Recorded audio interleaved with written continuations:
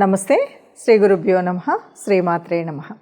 ఆదిత్యాయ చ సోమాయ మంగళాయ బుధాయ గురు శుక్ర శనిభ్యే రాహవే కేతవే నమః. జపాకుసుమ సంకాశం కాశ్యపేయం మహాధృతిం తమోరిం సర్వపాపగ్నం ప్రణతోస్మి దివాకరం. ప్రతి మాసంలో చెప్పుకునేటువంటి మాస ఫలితాలు. అయితే ఈ మాసం ప్రత్యేకించి జనవరి మాసం. జనవరి అనగానే మనకు ఆంగ్ల కాలమాన ప్రకారంగా సంవత్సరం మారుతుంది. 2026 జనవరి. మనకు ఎంతగా మన శాస్త్రంలో సనాతన ధర్మంలో మనకు ఉగాది నుండి మొదలుపెట్టేటువంటి సంవత్సరం అయినప్పటికీ గ్రెగేరియన్ క్యాలెండర్ ప్రకారంగా ప్రపంచవ్యాప్తంగా జనవరి 1 అనగానే కొత్త సంవత్సరం అనుకునేటువంటి పరిస్థితి ఉంది. కనుక మరొకసారి ప్రేక్షకులందరికీ కూడా నూతన సంవత్సర అంటే ఆంగ్ల నూతన సంవత్సర శుభాకాంక్షలు తెలుపుతూ ఈ సంవత్సరంలో మొట్టమొదటిగా వచ్చేటువంటి జనవరి మాసం ఫలితాలు ఎలా ఉంటాయో చూద్దాం. జనవరి కొత్త ఆశలు, కొత్త ఊహలు అందరూ కూడా ఇప్పుడున్నటువంటి కాలానికి ఇవన్నీ కూడా కొత్త నెలగానే అనుకరిస్తూ ఉంటారు. కాబట్టి ఇందులో ప్రత్యేకించి ఈ మాసంలో మనకు కనబడేటువంటి ఒక ప్రత్యేకత ఏంటి అంటే, ఈ మాసంలో పండగలే వచ్చిన గ్రహాల అన్నీ కలిసి ఒకచోట కూటమి అయ్యేటువంటి పరిస్థితి ఉంది. గ్రహ కూటమి అంటారు, పంచగ్రహ కూటమి. ఇది మనకు జనవరి మాసంలో 16వ తారీఖు తర్వాత మకర రాశిలో అంటే సహజ సిద్ధమైనటువంటి దశమ భావంలో ఈ గ్రహ కూటమి ఉండడం వల్ల కూడా ఈ జనవరి మాస ఫలితాలు కొందరికి, కొన్ని రాశుల వారికి అద్భుతంగాను, మరికొన్ని రాశులకు సమాంతరంగాను, మరికొన్ని రాశులకు కాస్త కష్టంగాను అనిపించే విధంగా ఉంటాయి.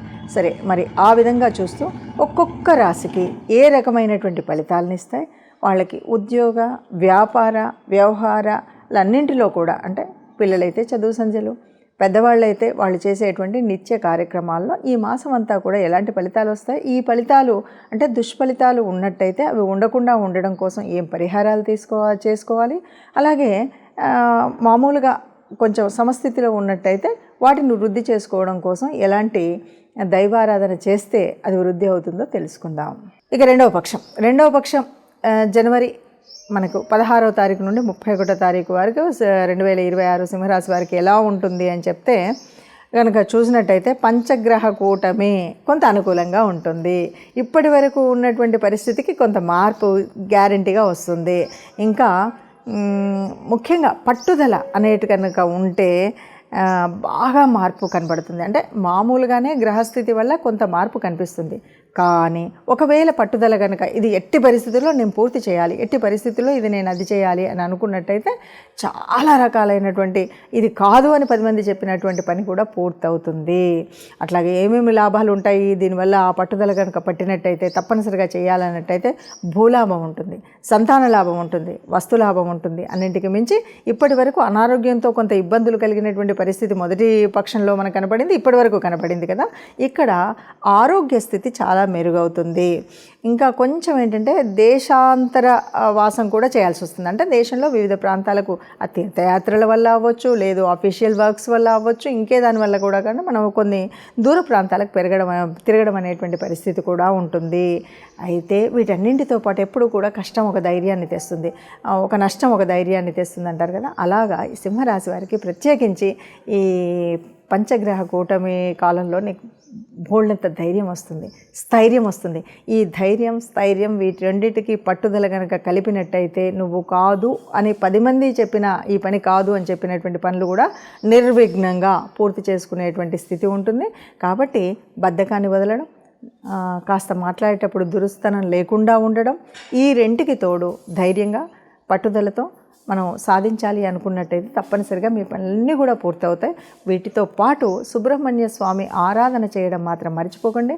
ప్రతి మంగళవారం తప్పనిసరిగా సుబ్రహ్మణ్య స్వామి దేవాలయానికి వెళ్ళడం కానీ, లేదు ఆయన పేరు చెప్పి అభిషేకం చేయించడం కానీ చేసినట్టయితే పూర్తి సానుకూలంగా ఈ మాసం అంతా కూడా ఉంటుంది.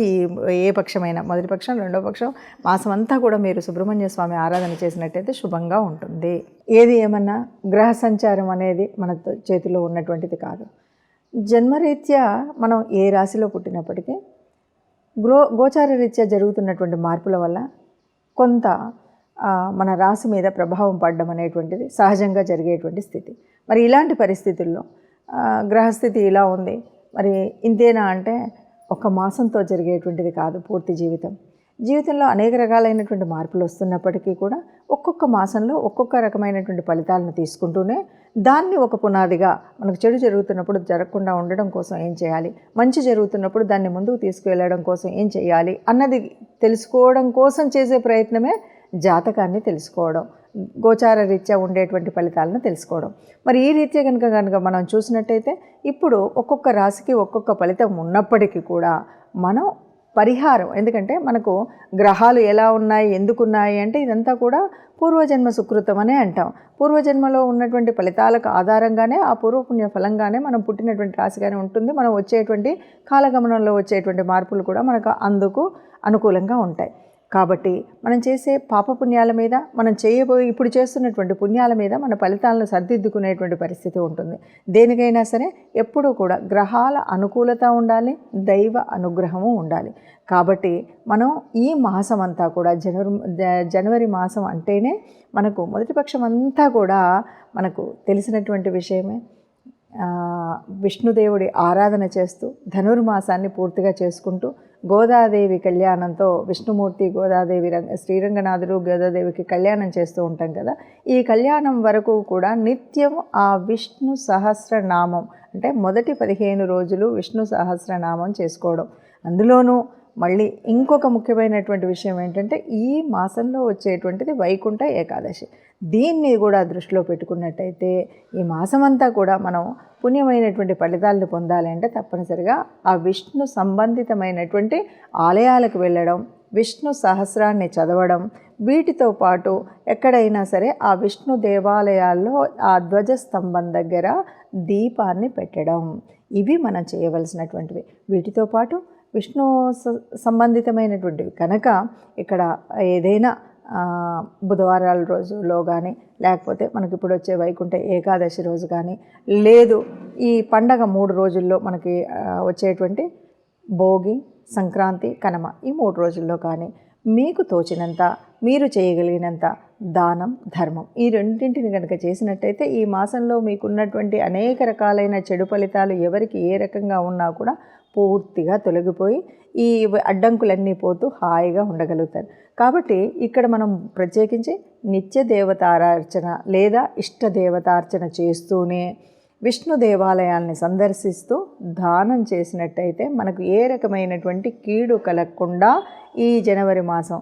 ఎందుకు మనం ఈ జనవరి మాసంలో ప్రత్యేకించి ఇలా చెప్పుకుంటున్నామంటే ఏదైనా సరే సంవత్సరంలో మొట్టమొదటి మాసంలో ఎలాంటి విఘ్నాలు లేకుండా ముందుకు వెళ్ళినట్టయితే సంవత్సర కాలం దిగ్విజయంగా ఉంటుంది అనే భావన ఉంటుంది. కాబట్టి దానం, ధర్మంతో మన కష్టాలని కడతెరుచుకుందాం. మొత్తంగా మనం చెప్పాలి అంటే ఇప్పుడు మీరు రాశి ఫలితాలు చూడగానే చాలామంది రకరకాలుగా మాట్లాడుతూ ఉంటారు. అంటే ఏదో గ్రహస్థితి అన్నారు, మళ్ళీ ఏదో చెప్పారు, ఇది ఇలా కాదు మాకు ఇలాగే జరిగింది అంటే కొంతమందికి 3 రకాలుగా మనం చెప్పచ్చు. ఒకటి ఏంటంటే మన పూర్వ పుణ్య ఫలితాల్లో దాన్ని మనం బేరేజ్ వేసుకుంటూ వెళితే మన పాపకర్మల్ని వదిలించుకుంటూ వాటిని బ్యారేజ్ చేసుకుంటూ వస్తున్నటువంటి స్థితిలో కొంత కష్టం, నష్టం అనేటువంటిది కనిపించేటువంటిది ఒక పద్ధతి. ఇక రెండవ పద్ధతి, మనం నిజంగా మనము మన రాశి ఇదేనా, మన స్థితి ఇదేనా అన్నది సగం మందికి తెలియదు. ఎందుకంటే జన్మ సమయంలో సరిగ్గా నిర్ణయం తీసుకున్నటువంటి వాళ్ళు చాలా తక్కువ మంది ఉన్నారు. పాతకాలంలో అయితే ముఖ్యంగా ఊర్లలో ఉండి హాస్పిటళ్ళల్లో సరి అయిన సమయం చెప్పినటువంటి వాళ్ళు కొంతమంది ఉంటారు. ఇక 3వ స్థితికి వస్తే ఇక్కడ మనం చెప్పాల్సింది ఇది గోచార రీత్యా జరిగేటువంటి మార్పులు. ఈ గోచార రీత్యా జరుగుతూ ఉన్నప్పుడు కోటాను కోట్ల మందిలో కొంతమందికి మాత్రమే ఎందుకు అవుతుంది, మిగతా వాళ్ళకి ఎందుకు అవ్వదు అంటే జన్మరాశి మనం ఏదైతే జన్మకుండలి రీత్యా మన జన్మరాశి చక్రంలో మనకు కొన్ని రకాలైనటువంటి యోగించే గ్రహాలు, యోగించని గ్రహాలు ఉండడం వల్ల ఆ గ్రహస్థితి ఏ స్థానంలో ఉందో, 10వ స్థానంలో ఉంటే ఉద్యోగానికి నీకు ఇబ్బంది లేనటువంటి రవి ఉన్నాడు, చక్కగా గవర్నమెంట్ ఉద్యోగం అనుకోవచ్చు. అలా కాకుండా ఇబ్బందులు కలిగించేటువంటి స్థితి ఉందా, ఏ గ్రహాన్ని ఏది చూస్తుంది అంటే గ్రహం యొక్క యుతి, దృష్టి, ఇవన్నిటి మీద ఆధారపడేటువంటి ఈ గొప్పనైనటువంటి వాడిని మనము స్థాళీపులక న్యాయంగా చెప్పడమే ఇందులో ఉంటుంది. కొంతగా మనకు జరగబోయే నష్టాలు ఎందుకు చెప్తారు అంటే ఆ నష్టాలను తట్టుకొని ముందుకు వెళ్ళడం కోసం.